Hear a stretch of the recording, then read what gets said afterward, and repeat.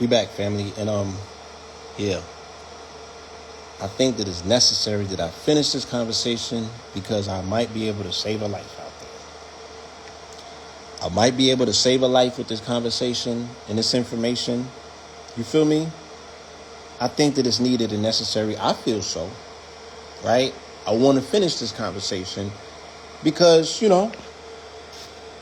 it's important and it's our responsibility to one another to exchange this confirmation, because you probably can't see the forest for the trees. You probably just came into this thing and you don't know what it entails. You do not know probably what you're getting yourself into. Now, I'm not dissuading you from getting into consciousness. I'm just explaining to you the nuances that go along with it so you can be cognizant and not have your children divorce you, my nigga. Feel me? And not have your children divorce you because you don't understand the nuances.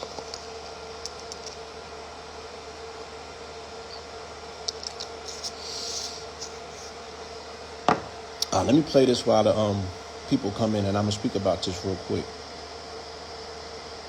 Every drop of sweat counts for building your brain into the big, fat, fluffy brain that you really want. The more you exercise, the more change in your brain we noted, both your hippocampal function, prefrontal function, and mood. You were already getting benefit. You're already going twice a week. But the more you did, the more brain changes you got. How does that change how I show up? If you allow it to, should have a beautiful effect on your mindset. Your mindset around how often should I wake up 30 minutes early and do that walk before I start my day, or accept the invitation to go walk the dog with a neighbor. It's not an obligation. It is something that you're doing for yourself. It is going to have direct benefits on that ball of tofu, as you call it, in your head. It's going to make it work better. I think the most immediate thing that I benefit from every single day is the mood boost that you get from that serotonin, dopamine, noradrenaline that gets released every time you move your body. So I just took me a hit of Crown's oil, right? This Crown's oil, it's a Goldwater product. We got it now. It's called Supermind, right? It has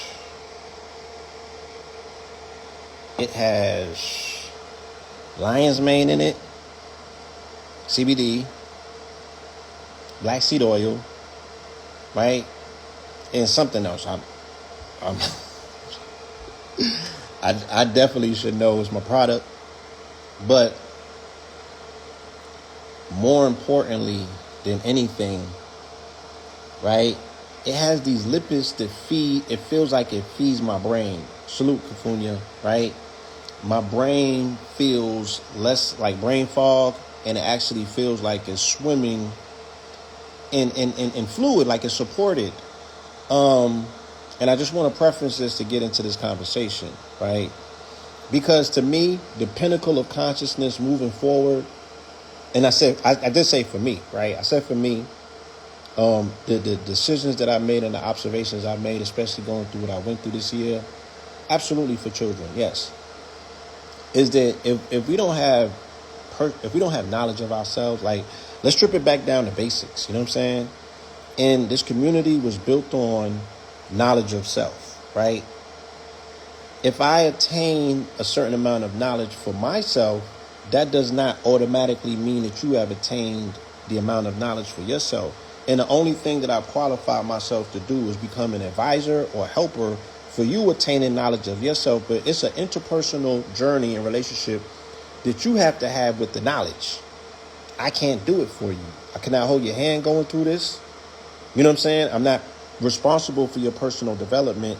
What I am responsible for is being responsible enough to share information that I have tried and tested, right, to a degree where I can show myself that it works.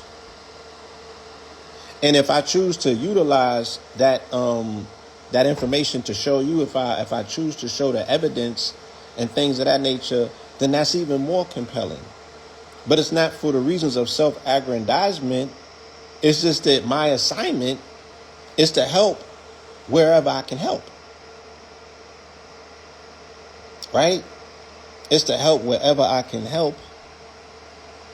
And I put another post up the other day that was controversial and people got in their feelings. And I said, there's no such thing as a healer. Only helpers, right? People really, that got some people bent out of shape. I got inboxes and they was like, are you talking about you taking shots at such and such and such? And I'm like, yo, again, this shit is not personal, right? It's an observation, and it's very imperative that these conversations come after these observations, because if I'm able to sit back and see where ego might be leading people off of the short cliff, then it's my responsibility to help in that regards, to say, yo, my dude, you might want to, tone it down and pipe it down a little. Like, listen to this perspective.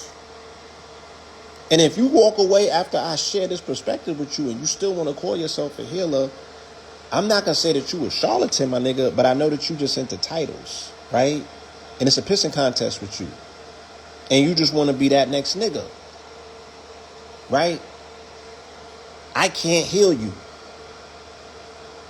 I cannot heal you. Your body, from the Most High, with whatever name that you give to it, has already furnished you with the abilities and the capabilities for you to heal yourself. It's an internal journey, right? I'm here to help. I'm directing traffic, my nigga, but I cannot drive the vehicle for you. Let me say that again. I'm here directing traffic, but I cannot drive the vehicle for you. Even if I'm in the passenger, even if I get so close and intimate to the situation that I get in the passenger seat with you, you're still responsible for driving the vehicle. So how am I the healer? Because I handed you something? Because I gave you some advice? Right?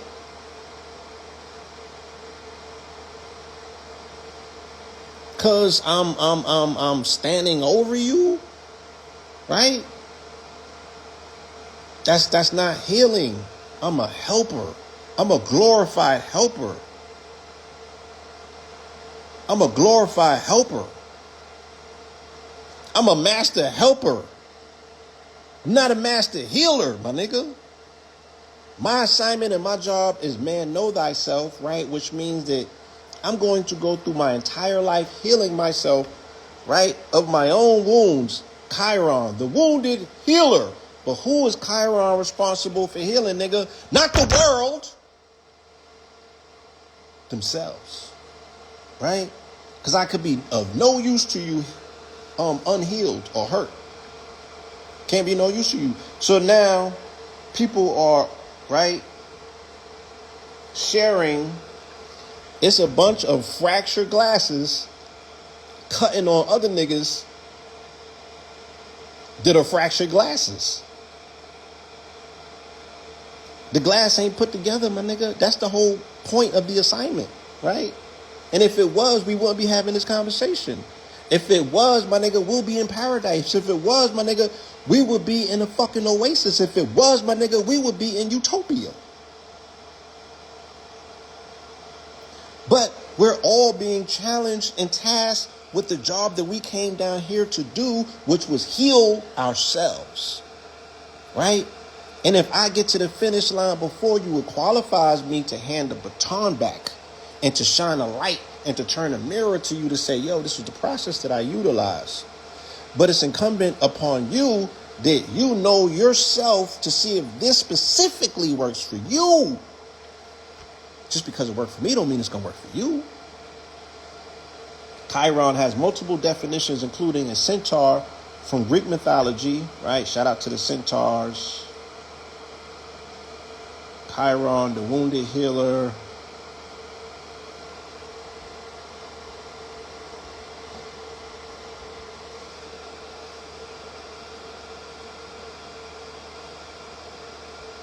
Yo, I'm supposed to do something with Brother Rich tonight. If it happens, I'm going to go When I say I'm going to go ballistic and never go back to that place again, right? I'm going to throw my shoulder out before the year is out on the Pope opening the portals, and I ain't going there no more. I ain't going there no more. I'm not going there no more. Once I lay this out, once I lay this down, I don't want to hear nothing from nobody. Right? I'm about to kick a mud hole or some shit, and then it's a wrap. Nigga, don't. All right. Wounded healer.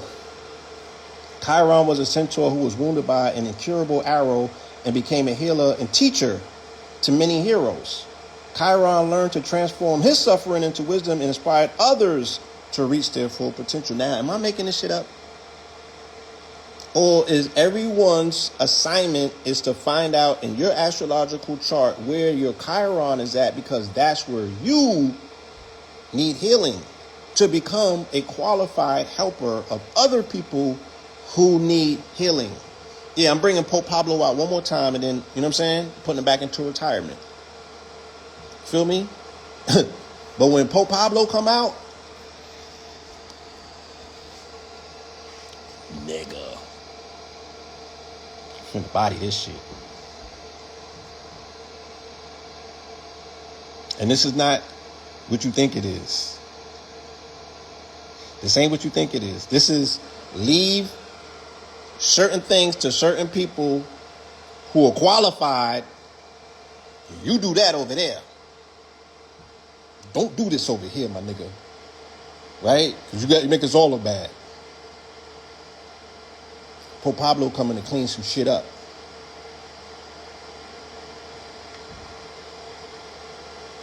I ain't coming to save nobody.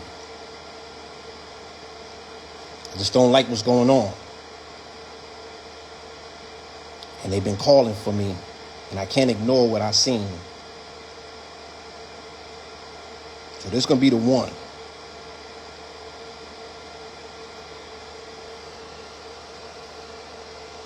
Astrology, the asteroid Chiron represents our deepest wounds and their potential for healing.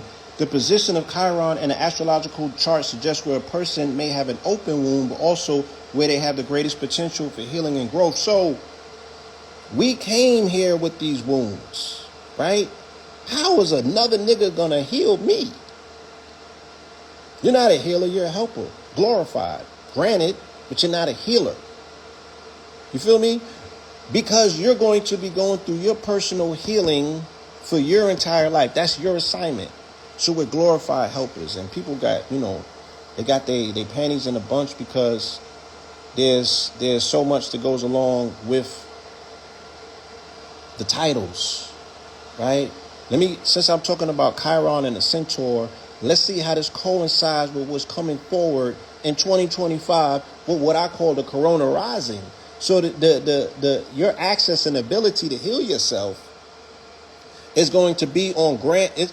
This conversation is so needed and necessary because you're gonna have you're gonna have the opportunity to heal yourself in 2025 based on the solar maximum, the energy that's coming from that sun to burn your ass into ashes so you can arise like a phoenix. Watch. Scientists have just announced that they found an interstellar tunnel that connects us, our solar system, to other solar systems light years away. Now this sounds straight out of a sci-fi movie, but let me try to explain what I know about this. So this channel, tube, or interstellar tunnel stretches from us to a place called the Centaurus constellation. And here's what that constellation looks like. I guess you could say it's kind of like a centaur. Now what the tunnel looks like is kind of harder to explain. Now I automatically thought of like a science fiction wormhole, and that's about what the scientists said it's like. About a 1.5 million kilometer tunnel that could connect the Earth to other planets. Now I got something to say about this, and it's just my opinion. Now with all the drone sightings over the East Coast that we've had, and the dozens, if not hundreds, of UFO sightings in the past year, this interstellar tunnel kind of fits into a pattern of stuff we're just now being told about. And I'm wondering why they're specifically mentioning the Centaurus star system as a connecting point from one of these tunnels. Now look, maybe I'm just suspicious, maybe I'm reading too much into stuff, I don't know. But when you hear all these stories come in about the same time, when a couple years ago people would have thought you were crazy for even mentioning it, to me, and maybe it's just me, but this doesn't feel like a coincidence. But I want to know what you think about this. Let me know in the comment section, Booshkies. Shabadoo! Shabadoo, right? So he laid down the fact that, again, they found a interstellar connection, right, to a whole nother cosmic paradigm based on the constellation of Centaurus. There's no coincidence that Centaurus and Centaur is the same thing as Chiron, and we're going into this 2025 period with the solar maximum, right? And there's pretty much, if there was ever an opportunity for you to get the healing that you need, it's now, right? Armin Phoenix, I don't know what you're talking about. You gotta give me some context, please, right? If there ever was an opportunity to really tap into your healing abilities personally, right? Your Chiron, peace, alien black girl, right? Salute. Thank you for your information. It's now. It's going into what we are about to experience. You feel me? With all of these breakthroughs, with them telling you that they found pathways to backward transdimensional galaxies, with them telling you that, you feel me, they have discovered that black holes, many black holes are right here on the tip of your nose, right in, nigga, that's called spirit. Right? Science is qualifying and confirming the things that we have already known, that we've been telling ourselves about ourselves for the longest. So your melanin is popping, but how does it pop? Let's get right back into this. Every drop of sweat counts for building your brain into the big, fat, fluffy brain that you really want. The more you exercise, the more change in your brain we noted, both your hippocampal function, prefrontal function, and mood. You were already getting benefit. You're already going twice a week. But the more you did, the more brain changes you got. How does that change how I show up? If you allow it to, should have a beautiful effect on your mindset. Your mindset around how often should I wake up 30 minutes early and do that walk before I start my day, or accept the invitation to go walk the dog with a neighbor. It's not an obligation. It is something that you're doing for yourself. It is going to have direct benefits on that ball of tofu, as you call it, in your head. It's going to make it work better. I think the most immediate thing that I benefit from every single day is the mood boost that you get from that. So what she's saying, right, that when you challenge yourself and you get into physical activity, fitness in particular, right, and you do it at a particular time in accordance with the circadian rhythm of the planet, you are going to receive the reward. And the reward that you're going to receive is dopamine and serotonin, right? The dopamine and the serotonin is going to make you feel so great about yourself, so great about life, so optimistic about the future that you're not going to be talking about Project 2025. You're not going to be studying what them people is doing. You're going to make sure that you outside, right? When the sun get up, sun gazing, sun grazing, and sunbathing. You're going to make sure that you are properly hydrated. You're going to make sure that you're taking all of your necessary elixirs, whatever they may be. You feel me? But it's you who need the healing. It's your vessel that becomes the resonant antenna to magnetize and bring about all of the positivity, all of the manifestations, all of the breakthroughs, all of the healing that you are responsible for you. Then you can get on Instagram and you can pop your collar and talk your shit. and sell people some products to say, yeah, you know, it's not what you can do, it's what you can duplicate. You feel me? And then you become a subject matter expert into healing, but you got to heal yourself first. And, you know, it's like acquiring wealth. You know, getting the bread is easy. Keeping it is the hardest thing. So you get some healing, but then you got to maintain that. You know what I'm saying? Now you got to protect your peace. Now you got to become a whole nother individual because you value something that you have been able to attain that took you a lifetime, that you're not willing to forfeit or give over to nobody else based on their lack, right? Or their needs or their dependency, right? So this concept of rugged individualism, I really wanted to talk about this to segue into our conversation earlier. I'm still trying to bring the video up, though. Give me a second. I know I'm going to get this thing together. Shout out to y'all. Salute. Thank you for pulling up. Hopefully everybody's in the right state of mind. I love you. One of the most misunderstood aspects of American culture is the notion of rugged individualism. Rugged individualism is the idea that success is achieved by the individual without the need for community or government support. And while the idea of this idea can be empowering, it also comes at a cost, and it's the erosion of community bonds because it results from prioritizing individual success over collective welfare that weakens the social support systems that are vital for mental and emotional health. There's a common misconception that the degradation of society is due to a shift away from traditional or conservative values. But in reality, the unraveling of community bonds is more about the unchecked rise of individualism. People aren't turning away from each other because of inclusiveness.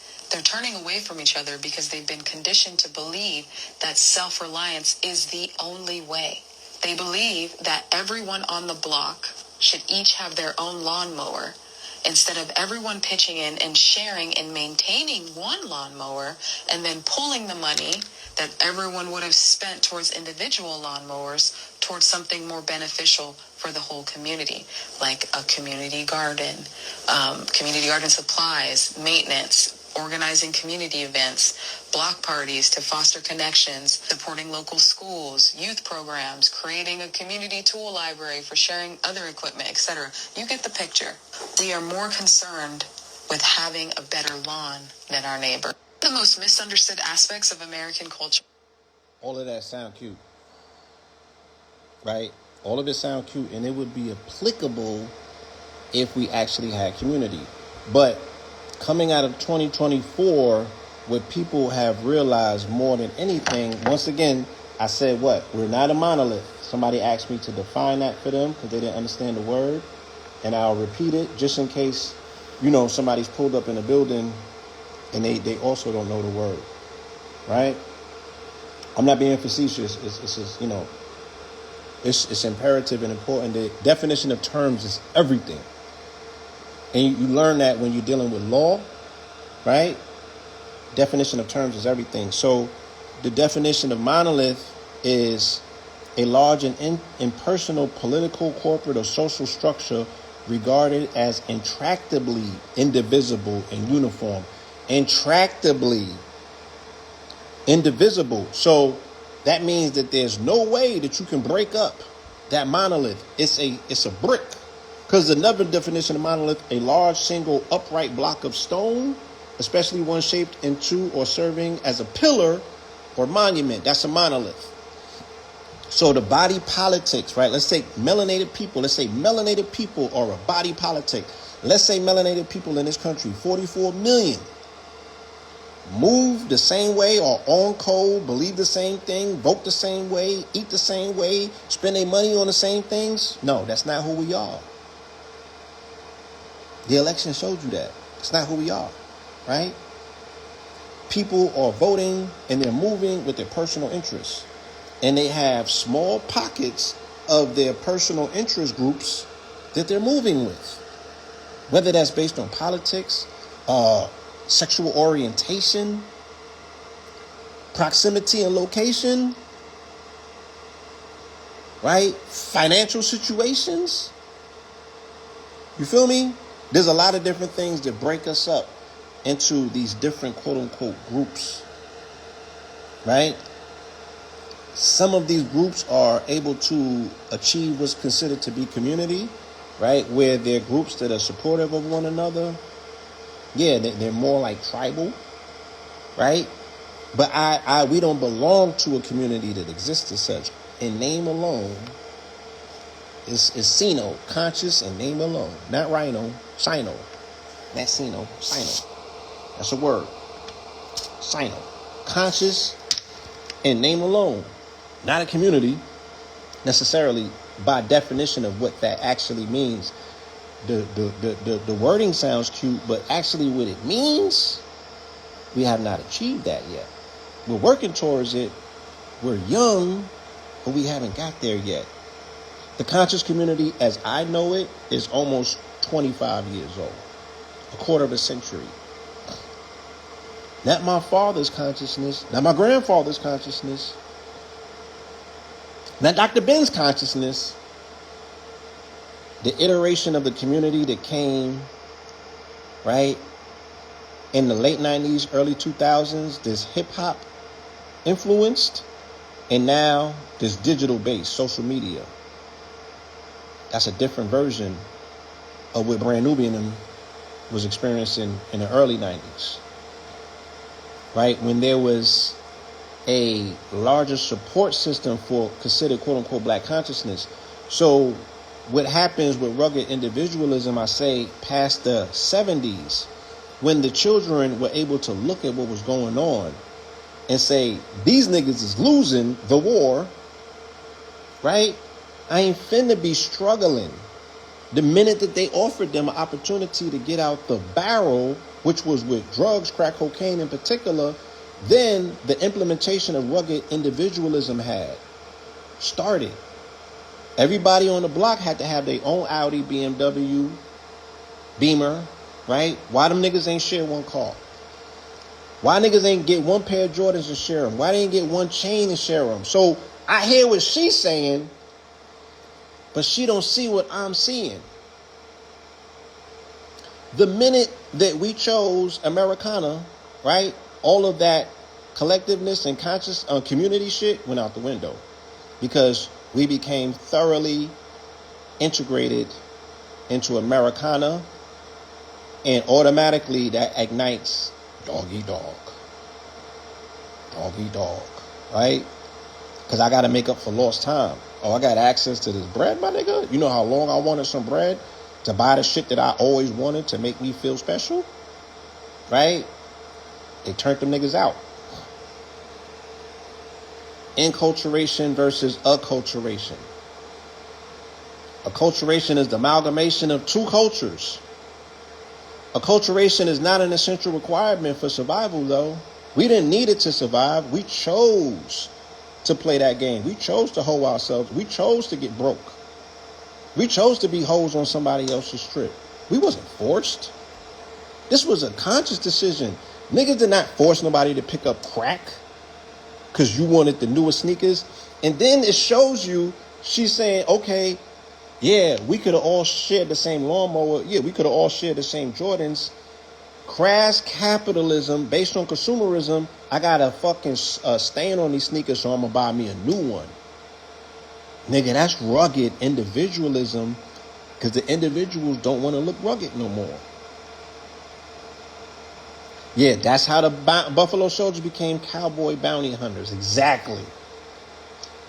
Enculturation defines socialization process through which individuals learn and acquire the cultural and psychological qualities of their own group. So this is what the conscious shit. When I grew up, this is what they was hitting for. When we was going uptown, the niggas had on black medallions, and across the street, the niggas had on gold medallions, right?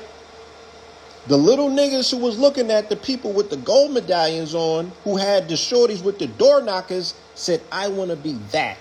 I don't want to be over here with the struggling niggas with the plastic African medallions that come from China. Right? They got the beat up sneakers with the dashikis or the mud cloth that's dirty. No disrespect. I'm just saying, I was there. These are the decisions that were being made conscientiously in the darkness, and the minute that the lights came on, they showed you their ass. And they switched up. And they about to do it again. Right? Given the right opportunity, when the MAGA niggas give these niggas the opportunity to turn coat, right? And deputize them in the culture war, watch. Watch. People that you least expected is going to be the turncoats. Because they cannot wait to take up their frustration and their angst and the shit that they went through as children trying to develop themselves in this community. They can't wait to get you back. Acculturation defined. Changes in behavior, cognitions, values, language, cultural activities, personal relational styles, and beliefs as a cultural minority group comes into continuous contact with the dominant culture. That's what happened. Acculturation, right? And I wasn't a victim. No, there's aspects of my life that I was definitely acculturated, right? At the age of 14, I became a booster. My father told me no. Once I found out that Santa wasn't real and my daddy was responsible for buying me shit, I pressed him for G.I. Joes. And he told me no because he said G.I. Joes is going to condition you mentally to become a soldier in the white man's army. I said, nigga, I can't go outside without the fucking latest G.I. Joes. What are you doing to me? Do you know what this is going to do to my social status? So I started boosting. G.I. Joe's was my first. Hold on. Probably got some pictures of these shits. I was so transfixed by seeing them shits yesterday. I had to screenshot them. I did a whole deep dive. Right? So I'm tethered to that experience. Even though I'm telling myself that I've come out of it, I'm still tethered to the experience. The shit was emotional.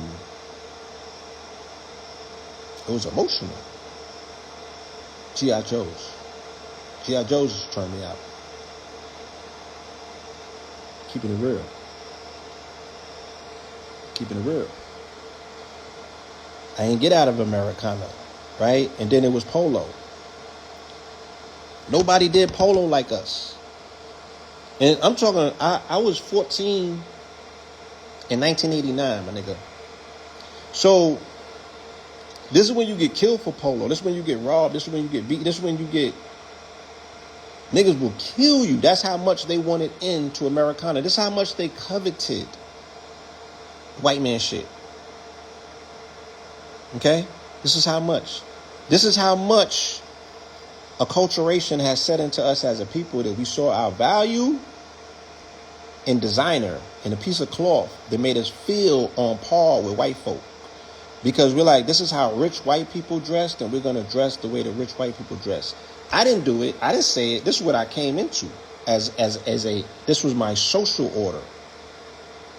School indoctrinated me into this. Coming outside indoctrinated me into this. This wasn't happening in my household. My father was buying the horse polo because he was a professor. So I came to school PS92 with the horsey on. Me and Red coming from St. Croix, and then everybody fell at our feet and started kissing. He was like, what's going on? Oh shit. This is what clothing does to these niggas? For real? I wore the little Izard. I wore the little motherfucking shit with the Lacoste on it.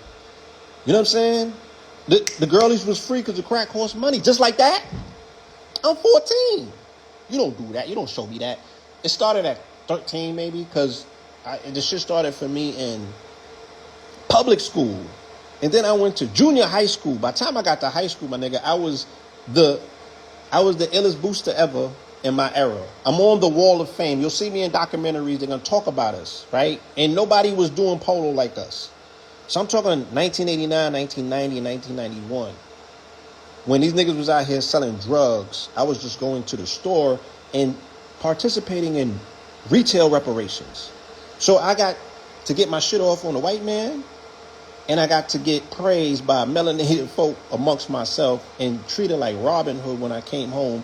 And I got all of the hustlers, whizzes, and shorties because they got to come see us first.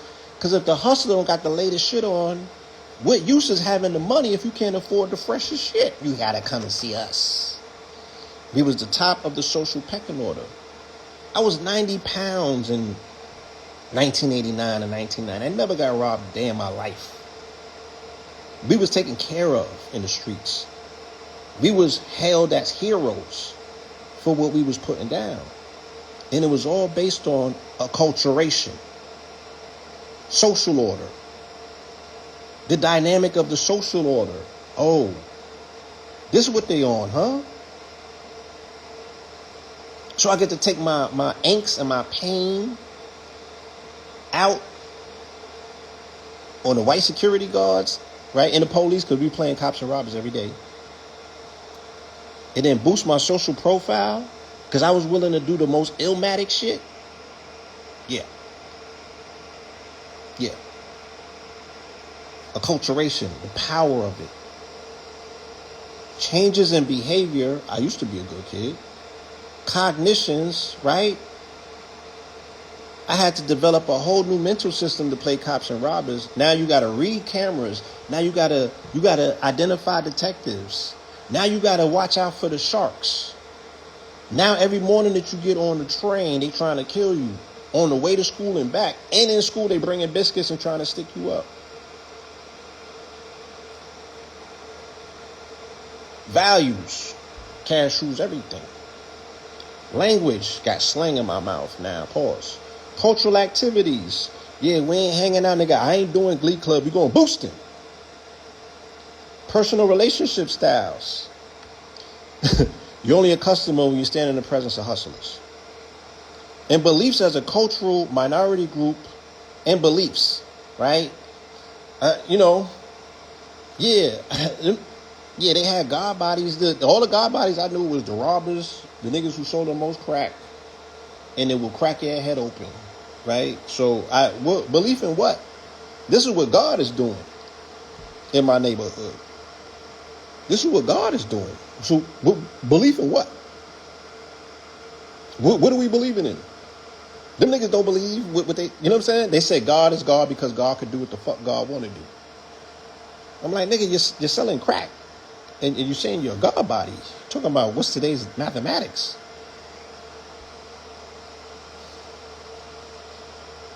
I didn't need wire snipers. I was always known these teeth and these hands, my genius. And once I got Lizzie removers, and we was the first ones to create the Lizzie bags. We was off wires a long time. I did wires when I was 14, boosting out of Aeropostale. Like, that was my beginning with the wires, my nigga. I moved out of wires a long time ago. And beliefs as a cultural minority group comes into continuous contact with the dominant culture, right? So the dominant culture was uptown, midtown Manhattan, on the Upper West Side. That was Donald Trump and them niggas that had the money, right? That's who we wanted to be around. That's who we was emulating. You know what I'm saying? Big bread, cash rules. Going to the city, digging pockets. You feel me? And shit like that.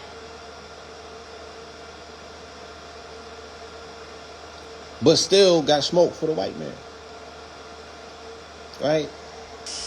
Every system is perfectly designed to get the results it achieves. That's what we have to appreciate. These systems, if people say, well, how do we fix them? That's they're not broken.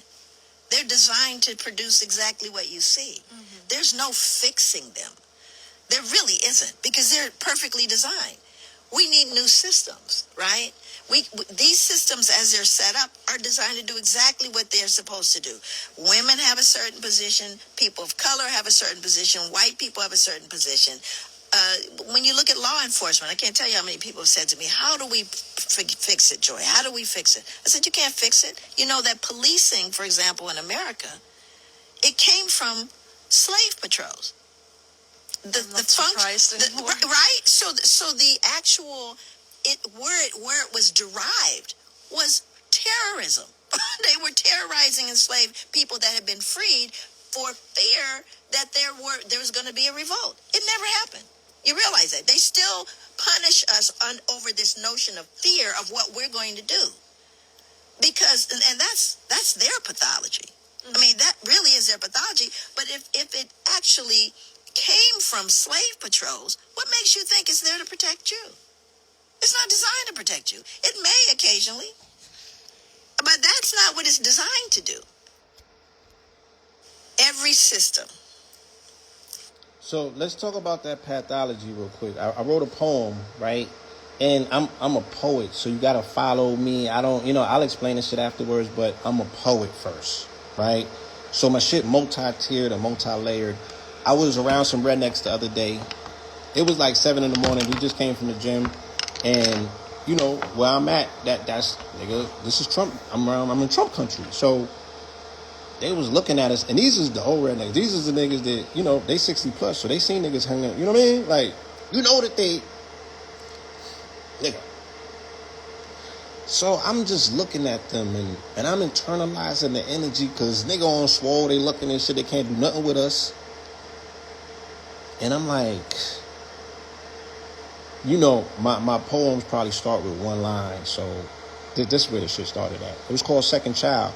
And I was thinking about how, they put on for their children, they put on for their people. They really think that they deserve this shit because they killed, murdered, and maimed for it. And they don't want to share in the privilege of it. And they have came aggressively and taken back Christianity because that's the identity that they use as a cover to say this shit is mine. So I'm looking at this shit and I'm like, y'all terrible Christians though. Terrible Christians. There's so many things that we can point out that are contradictory to your Christianity, my nigga. The nerve of you. But niggas don't got no motherfucking bars, they don't got no game, and they don't have the ability to see this shit for what it is and call it out. So I wrote a piece right on the spot. It was called Second Child, right? We are the illegitimate, right, children. We're the second child, right? Hat and neck as red as their shirt, America first, and you rep it proud. You stocking weapon piles because you can't reconcile your relationship with your second child. So I'm going to get back to, what she's speaking about is that inherent fear that they have, right? Based on their second child. But you bred this child. A nigga was created in the wilderness of North America. A nigga is someone who has a melanated anatomy, an Africanoid biology and physiology with a European mind, right? Hat and neck as red as their shirt, America first, and you rep it proud. You stocking weapon piles because you ain't reconcile your relationship with your second child. We know you reserved the sirloin for your firstborn, and the illegitimates got to live with it. The fact that you got intimate took the innocence of the ones who birthed the Genesis, and the infants get secondhand treatment. But when you was beat and you was into it, let the legs skeet, the egg crack, stains like red beets on bed sheets, straight facts. Master dropped one off, but no one called him the original deadbeat. Say that. We know the daughters of the revolution ignore their daddy's sex abusing and that sex producing hordes of baddies. The stock bones with octoroons made them pop shrooms, call them daddy. Eyes wide shut costumes, smoking lots of booms with quintunes and quadroons, in tune with awkward fatties. That's where they drew the line like rostrums. And daughters started rocking corsets so they would no longer be offset. And they desired a honcho to take off their panty and bra set and beat them like they lawless. ISIS wanted to be offset. The first shall be last and the last shall be first. On the plantation, planting seeds in infertile dirt. That's allegedly accursed. On Sunday, he preached the word. Other 6 days, he seeked to serve. They paid the tithes, he laid a pipe. Watch his pockets boom. So pathetic and so prophetic. Left prophets doom. Back to the daughters of revolution who ignore their daddy sex abusing and the offspring that sex producing. As restitution, they fed him soup and crackers, knowing he's the type of humans master was pursuing after. The human factor. They raped the mothers who historically gave him cover. She saved the mutant seed from the Mujahideen who wanted to jihad what they considered to be retards. We talking when we was inhabitants of the land of the parentage of Elon. Because without the cosmic covering of carbon, they would stick out like sore thumbs in the garden. When war comes, they be marching, non-violent like Martin. And whoever don't fight, don't eat. So why run the risk of hearts being heartened? Because we ignoring that you starving. And in a court of public opinion, they never be pardoned. So before we even started walking down the road to perdition, they spoke with conviction about the goal and the mission. Eviction of all albinos out the picking of the litter. No mutts and strays. Only the realest of niggas can't run the risk of raising a dog psycho, only to find out he falsetto like Michael or Aubrey. The moral of the story is, don't talk ghetto if you're corny. Stay in your lane like Tory. Our leaders came to lead us to our glory and didn't even live to see their 40s. Don't play with our story. Don't play with the ones who came before me. My ancestors protect us from the fires of the purgatory. The Messiah is searching for me. Said he heard my story. He want to afford me the opportunity to build community online like Stormy. As we usher in the 4D, that quantum quickening to prepare us for the Fab Five like that squad from Michigan. Hat and neck as red as their shirt. America first and you rep it proud. You stocking weapon piles because you ain't reconciled your relationship with your second child. We know you reserved the sirloin for your firstborn and the illegitimates got to live with it. You family first, but you created a family curse, diminished your family's worth. Those bastard seeds are actually chickens coming home to roost and you looking poorly, falling like white women in scary movies running from Jason Voorhees. Yeah, so when I put my eyes on something and I make an observation, as a Scorpio, I pierce through it. And thankfully, I have the gift of vernacular that I could write my thoughts down. You know what I'm saying? But, yeah, Jason Voorhees. Yeah, second child. Hardest verse of 2024. We got a lot more coming.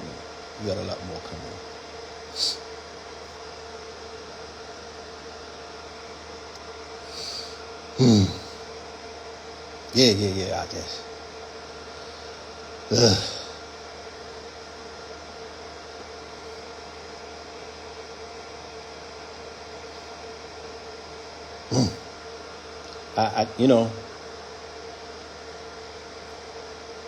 Yeah, it's just the truth. It's just the truth, and that's what we're moving into. You know what I'm saying? They can't reconcile their relationship with their second child, so they want to stock their weapon pile, right?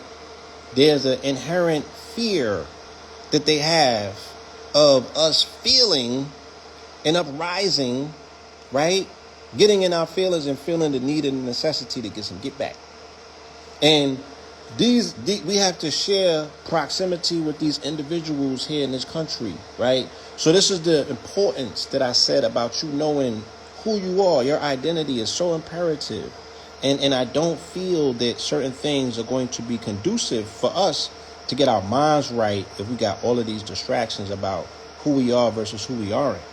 You know what I'm saying? And I'm adamant about that. And I don't want to take shots because the other day I made a comment and it was speaking about family from the continent. And I said, they not like us. And it wasn't disrespectful.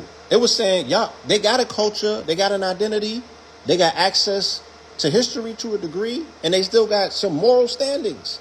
And it's like you coming over here and being absorbed into a thing that is not yet fixed and solid. Like we don't have a fixed, foundated identity. We're still trying to figure this shit out. But you have to break yourself to come over here because we ain't gonna become who you are before you become who we are. And we ain't even have that shit figured out yet. So it becomes a conundrum. And they took it the wrong way. They think that I was saying that quote unquote melanated people is better than them. I'm like, nah, I never said that. And I wasn't leading to that. You feel me? I do look at us like we are the teenagers of the planet, though. We are something that has become entirely new. Based on our acculturation and the fact that we have no jurisdiction.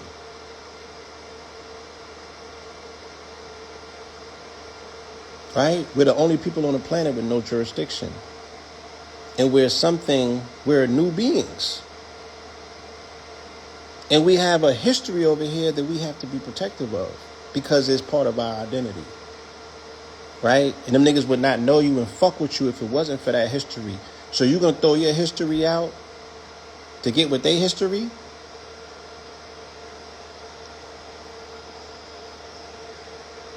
No sound? Can you hear me?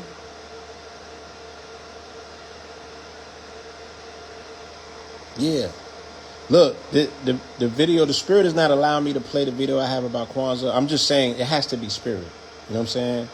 And there's obviously somebody in here that would take great offense to maybe me playing this video, and I don't want to be offensive. You know what I'm saying? So I'm taking the prompts from the ancestors, right? And I've explained to people, I am part of an African traditional system. It ain't like I'm putting my middle finger up to the continent or to the family. I'm deeper in, on the spiritual side of things. And I know, based on the shit that I have undergone and seen, I'm like 97% of niggas over here is not ready for that. It's intense. It's intense. We have not been prepared for that reality. It's a total it's bro. Nigga. It couldn't be further from who we are. This shit is intense, bro. And we have not been prepared for that. Right? Niggas got idiosyncrasies about sacrifice and shit like that. Seeing blood. Animals and stuff like that. They're not ready for that. They're not ready for that. So who are we? And that shit is so different than from what we're used to in terms of our acculturation. It's a cultural shock and a paradigm shift unlike any other. And if I really did not have if my purpose wasn't so transfixed, then there's no way I could have done that shit. No way. It's hella.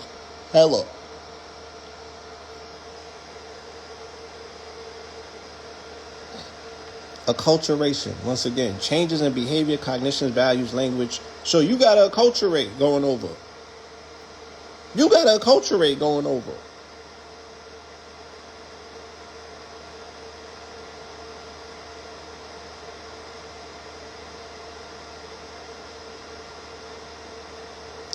I should have had the encultural introduction to it before the age of 13 over here to prepare me for that.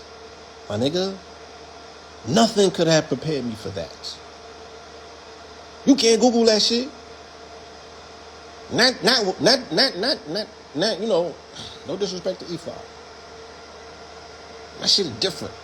Like, this is different. You know what I'm saying?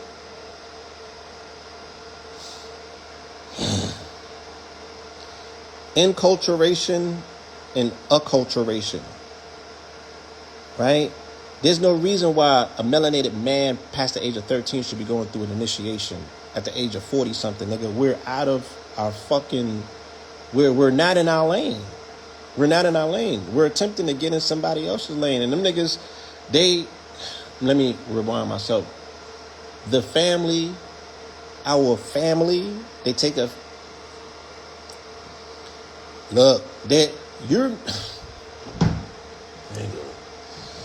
it's a hierarchy. You got to start at the bottom and work your way up. And we're not used to that. We have this, once again, this idea about who we are and what we are is very hard for us to relegate ourselves to a position where you're a student to that degree. And they telling you crazy shit about yourself and your people. Crazy shit. I'm not going to attempt to create any division, because anytime that I speak like this, people think that I'm being divisive. And I'm like, nigga, I'm telling you what time it is. And you might have, even if you had a different experience, I'm telling you what mine was. Right? They was talking crazy. And rightfully so, maybe, right? Because we don't got our shit together over here, and we are living in an illusionary state about who we think we are connected to spirit. And spirituality and spiritual systems is two different things. And that's why you find a lot of people in the community, I think Key said it, and I'll repeat it, they can't defend spirituality when it got challenged. We seen that recently. They couldn't even defend spirituality. There's no concise understanding across the board as to what the fuck it means. You're a spirituality, but you're not dealing with spirits. This shit is crazy. And it's going to get niggas in a lot of fucking trouble, and it's going to get us hurt. Let me take this shit off the board. Niggas is coming under the disguise as spirituality, and they don't deal with spirits. And the spirit shit is very personal, right? Because them niggas will flip on you. And I hate to tell you that, right? Your ancestors is for sale, my nigga. They go to the highest bidder.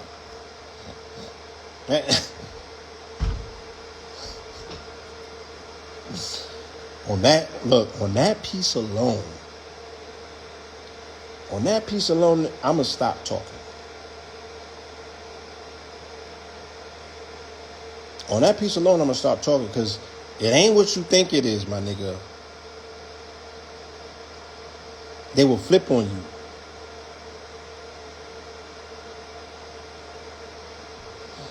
I'm going to read another piece, man. It's called Gatekeepers.